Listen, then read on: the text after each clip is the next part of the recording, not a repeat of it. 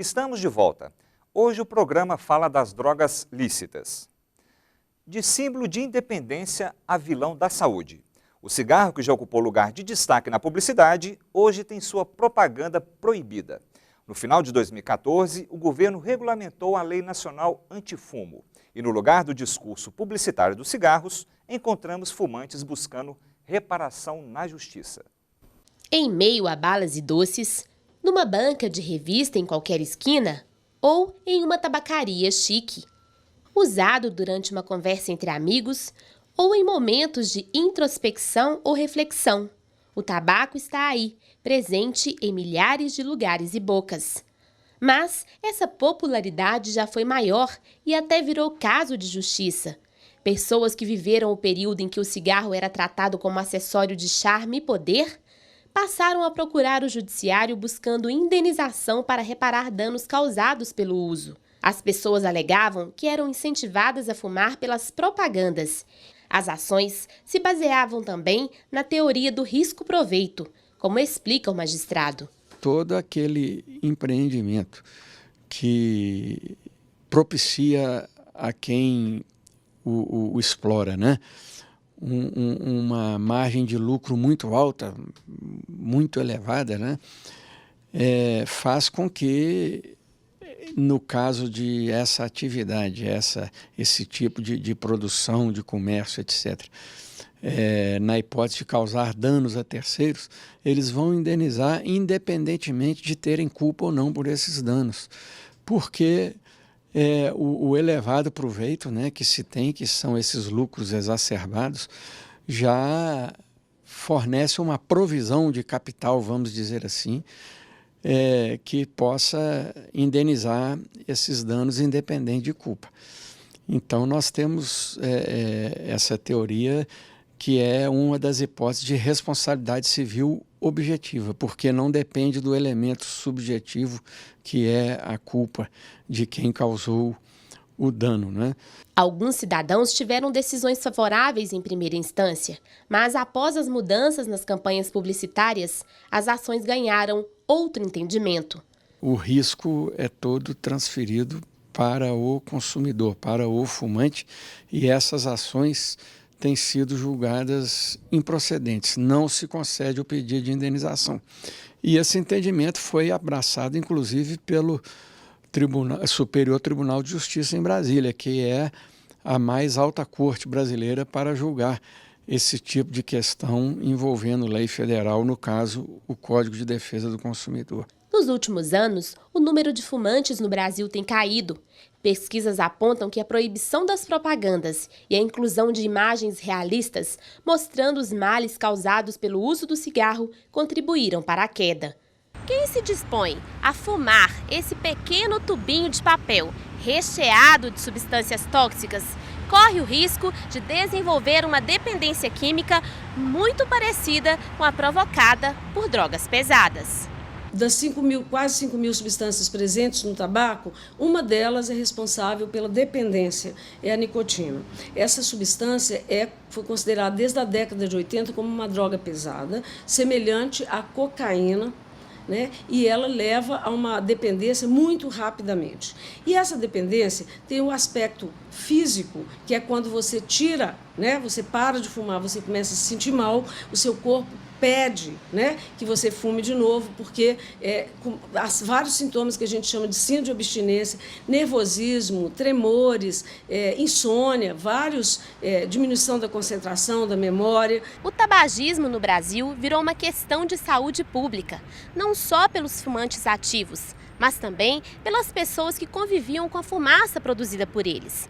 Tudo isso levou os governantes a investirem em leis mais severas que limitam os espaços onde é permitido fumar. E também em políticas públicas de saúde com projetos e tratamentos que ajudam o fumante a deixar o hábito.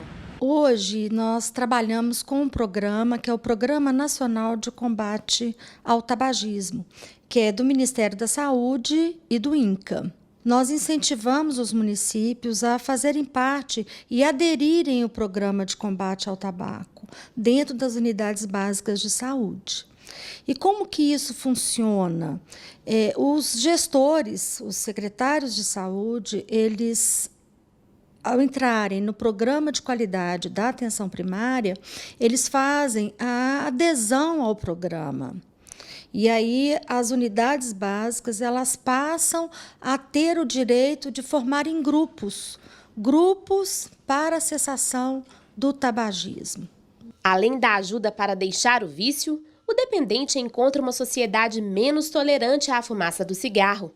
A Lei Nacional Antifumo, aprovada em 2011 e regulamentada em 2014, fecha o cerco aos fumantes.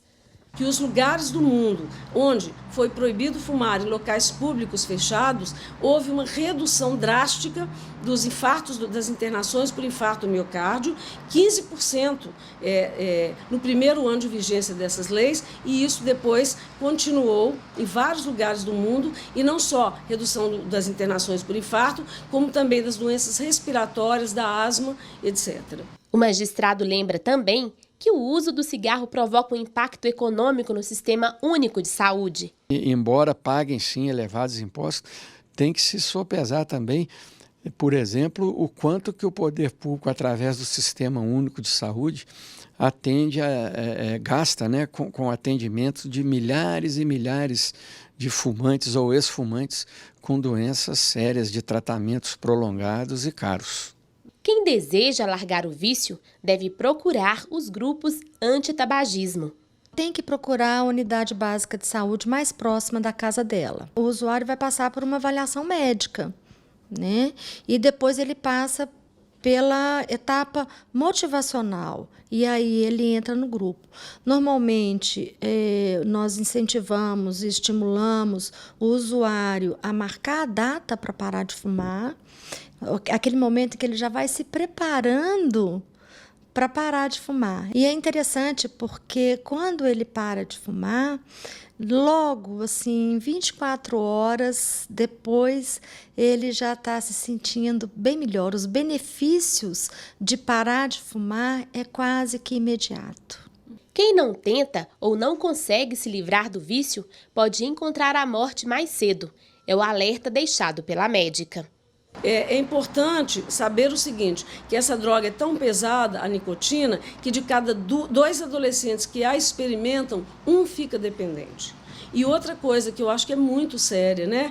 Quer dizer, a cada 2 pessoas que são fumantes regulares, uma vai morrer precocemente de males do tabagismo.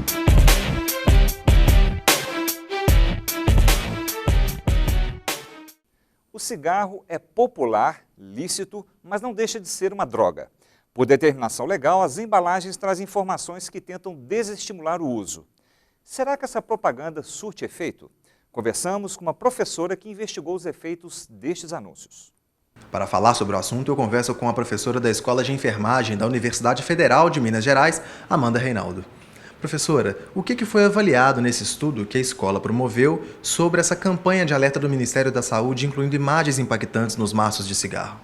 Em 2010, nós realizamos um estudo com crianças e adolescentes do ensino médio fundamental, para que eles avaliassem as imagens, na época, veiculadas pelo Ministério da Saúde e observassem se aquilo tinha algum impacto na prevenção e no modo se eles poderiam cessar o uso de tabaco para aqueles que já tinham iniciado.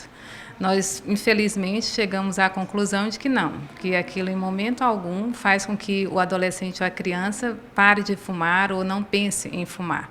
Porque aquelas imagens, infelizmente, elas são muito distantes da realidade do adolescente. Ele faz associação daquela imagem a uma pessoa de idade, uma pessoa mais idosa, que para eles é na faixa dos 30 anos.